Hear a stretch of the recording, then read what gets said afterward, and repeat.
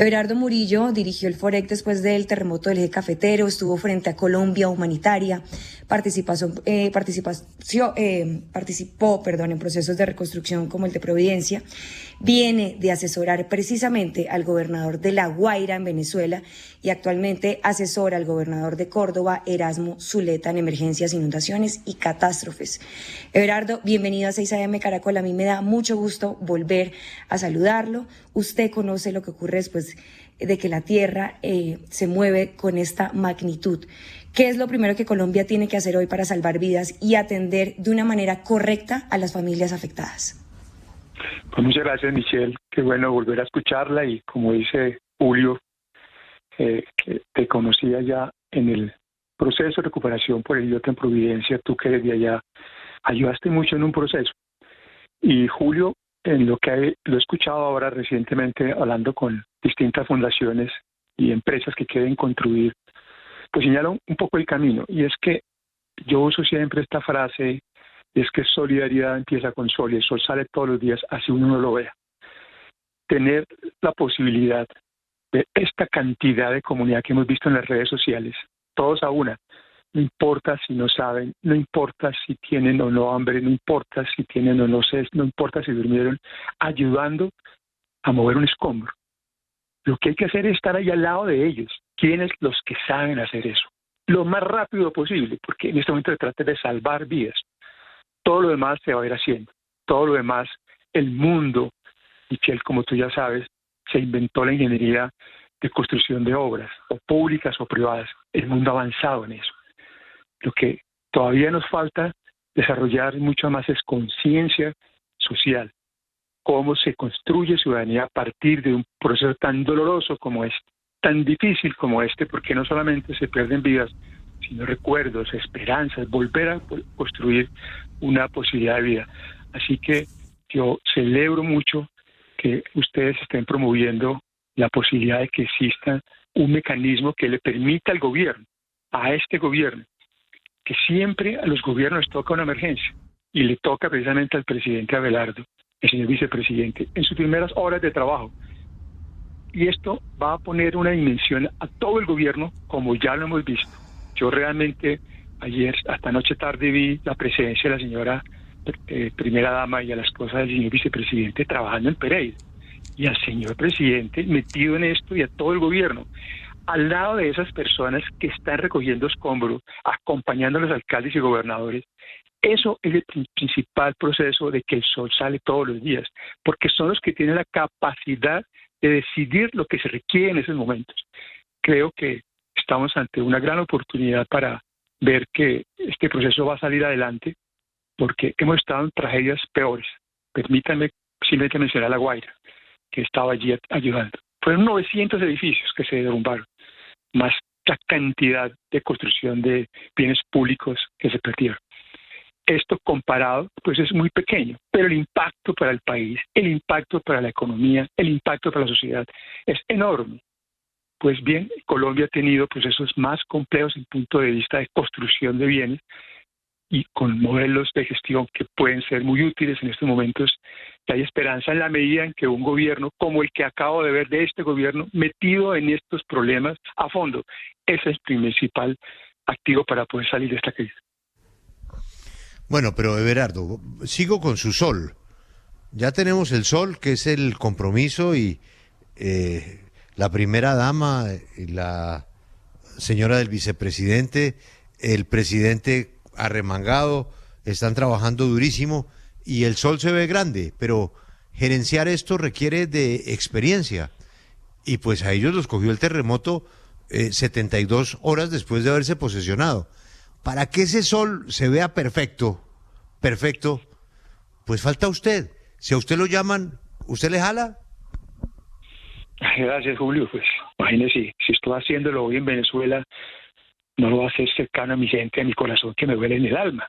Claro que lo haría y apoyaría con todo mi ser, porque de eso se trata, Julio. Mi vida la he dedicado después de esa experiencia en el terremoto de Cafetero, lo que aprendí de mis amigos todos, de mi ciudad, de la Armenia, de todo lo que he conocido en el eje cafetero y en este país, bueno, y en todas partes donde he logrado estar, cómo no contribuir con lo que yo sé hacer, con lo que yo aprendí a hacer, es solucionar problemas en tiempo real.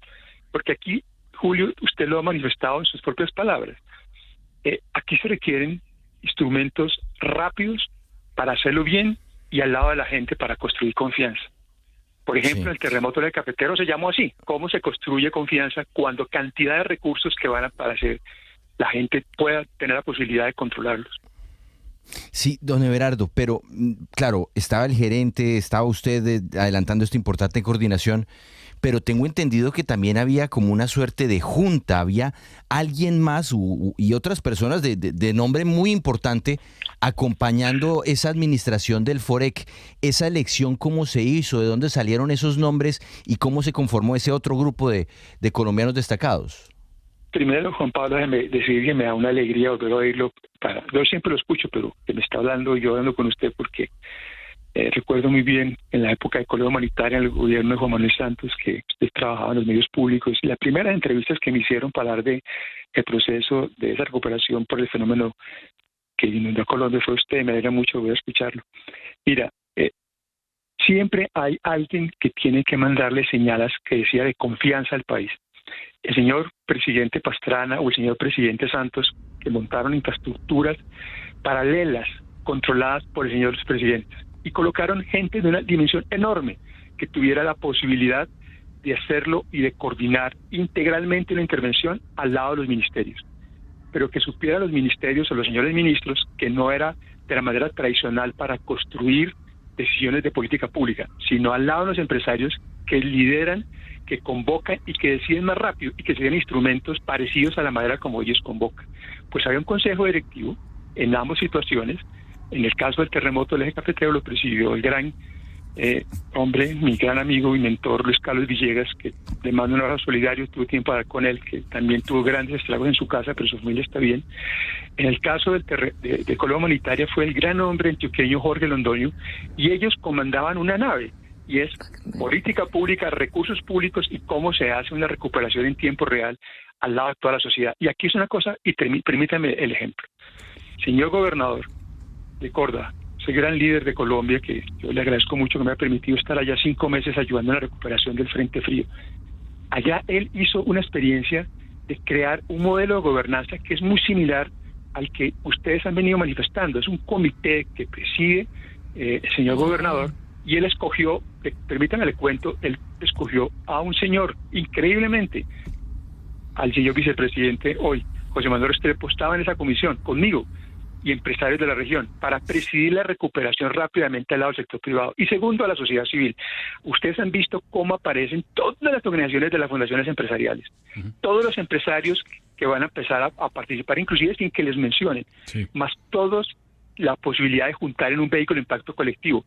Lo hicimos en Providencia, se hizo ahora en Córdoba, un Colombia Unida por Córdoba. Ahora lo están hablando Colombia Unida por todo el eje cafetero y por el resto del país.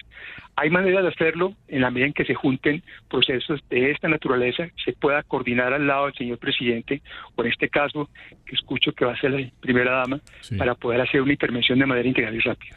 Don Everardo, nos decía hace un momento aquí la gobernadora del Chocó que en lo urgente lo que más necesitan es material médico, sobre todo insumos médicos que se agotaron en el departamento, que el Hospital San Francisco de Asís, el único de nivel 2, pues está en un estado muy, muy complejo por la cantidad de gente que está llegando. Pero también nos decía que ella quisiera proponer un banco de materiales, porque la gente en ese departamento que usted conoce bien, pues lo ha perdido casi todo, sobre todo en las zonas más afectadas. ¿Esa es una buena idea? ¿Eso se puede gestionar, un banco de materiales? ¿O usted, si le propusieran una cosa como esas, qué diría y cómo lo gestionaría? Por supuesto que sí hay que hacerlo. La señora gobernadora se expresó además muy bien, porque tuve ocasión de escucharla y me da mucha alegría, porque ese lenguaje que ella usa es el que se requiere en ese momento. Miren, estamos en una emergencia y hay una respuesta a la emergencia. Colombia tiene un sistema poderoso, que es el Sistema Nacional de Sistema de Gestión de Riesgo, que lo coordina la Unidad Nacional de Gestión de Riesgo. Eso es una entidad y un sistema que tiene potencia. y sabe actuar muy bien en este tipo de causas. Estamos en la emergencia y hay que responder a esa emergencia. Pero al tiempo se puede ir pensando en la recuperación y al tiempo hay que pensar en la reconstrucción. Entonces, así como ella propone para un departamento como el Chocó, un banco de materiales, también puede ser para cualquiera de estos municipios o corregimientos que ustedes han hablado hoy, que apenas esta semana se van a empezar a considerar las cifras y los impactos. Todo lo que sea más cercano para que la gente resuelva su problema de resiliencia con ese activo que tiene y pueda volver a construir su reparación de vivienda si lo logra hacer, pero que esté involucrado en un proceso de esta naturaleza. Porque estamos hablando solamente en este caso de una reparación de vivienda y todos pensamos que puede ser Cali, Pereira, Manizales, pero aquí, como en el caso de Chocó, es una ruralidad enorme y compleja. Y déjame decir algo que advierto de una vez. Así como el señor presidente debe estar pensando en el modelo de gobernanza, que él dice que lo va a liderar con la señora esposa, también tiene que ir pensando en las fuentes de financiamiento, con quién lo va a ejecutar, cómo lo va a hacer, pero también lo más importante, que es lo más difícil que yo le advierto al país. Lo más complejo en un terremoto recuperar es la construcción de edificios. Ahí uno se da cuenta de la dificultad de la ingeniería social y la ingeniería financiera. Volver a construir un edificio, permítame el ejemplo de Venezuela. Si cae un edificio de 10 pisos, el señor del primer piso dice, yo estoy listo, juntémonos para volver a construir mi edificio, pongo la plata y la mía del primer piso. Y el segundo le dice, pero yo no tengo un solo peso, no tengo cómo endeudarme, no tengo posibilidades de nada. ¿Cómo se recupera un edificio de 10 pisos?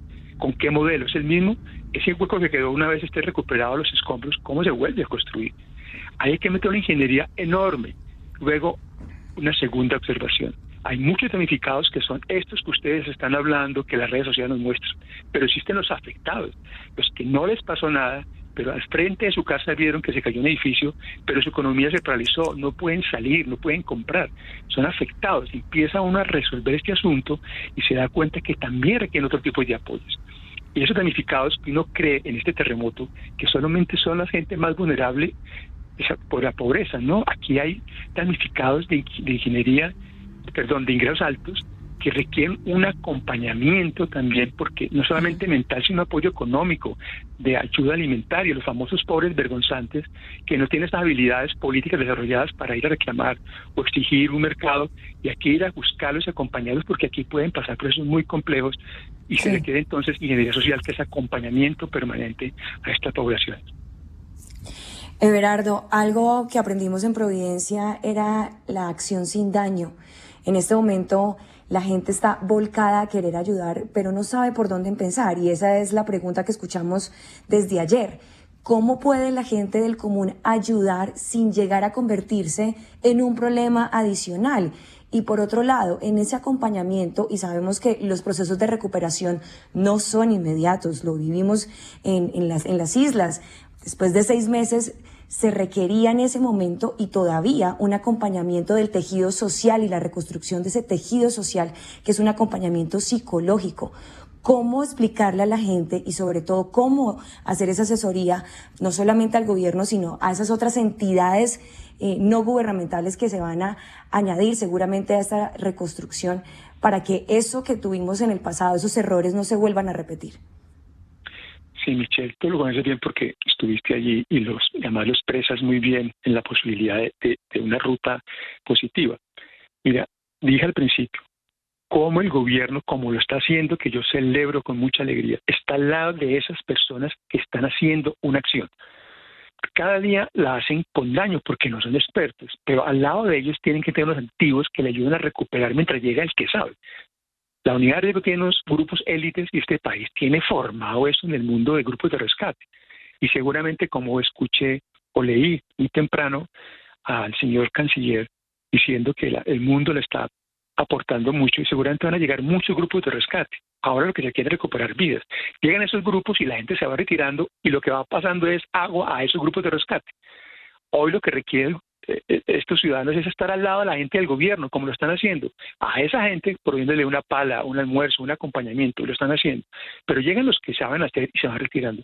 Pero eso hay que hacerlo al tiempo, porque el edificio Limonar de Cali es tan importante como el edificio que se cayó en Pereira o el de Manizales. Todos al tiempo, y no son 3, son 60 edificios y todos necesitan ir al tiempo, ir a ver cómo se recuperan vidas.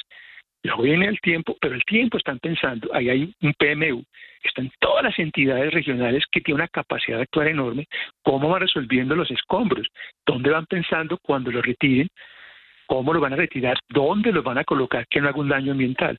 Y finalmente, toda esta ingeniería social que requieren los recursos también puestos por las fundaciones empresariales. Todos quieren colocar recursos y que sean manejados de manera eficiente, eficaz y transparente. Pero todos ellos requieren recursos adicionales que alguien nos tiene que proveer para eso que llamas tú de acompañamiento social. Son recursos que requieren para pagar gente especializada, antropólogos, sociólogos, psiquiatras de acompañamiento en la gente que le ayude a recuperar su proceso de vida y vayan junto con ellos, con el gobierno, con la unidad de riesgo, a hacer su evaluación de daños, qué le pasó a cada familia, qué está pasando con cada sector. Y eso paulatinamente se va haciendo un ejercicio de identificación de necesidades y se van resolviendo con qué recursos se va a financiar, cuáles de esos ítems. Pero siempre hay que tener presente que el ítem más importante es tener al lado a la gente acompañada. Y es donde los recursos tienen que aparecer de manera paulatina, porque son recursos que a veces la gente no cree que son valiosos, que prefiere más bien edificios y experta el edificio, porque eso se demuestra que lo hice, pero el acompañamiento social es invisible y es donde hoy se requieren más opciones que la gente tenga para que sea una habilidad pública, republicana o cívica fortalecida en todo este proceso. Esa es la voz de la experiencia, el hombre que atendió en 1999 desde el FOREC la tragedia del eje cafetero. 1999, y hace un par de semanas estaba en Caracas atendiendo la tragedia de La Guaira. Don Everardo, ya usted queda con el compromiso, naturalmente, si así lo decidiera el gobierno, de ayudarnos en un momento tan complicado donde se requiere de su experiencia. Feliz mañana y gracias por atendernos. Muy amable. Gracias, Julio, por su llamada y por su promoción. Muy amable. Muy amable.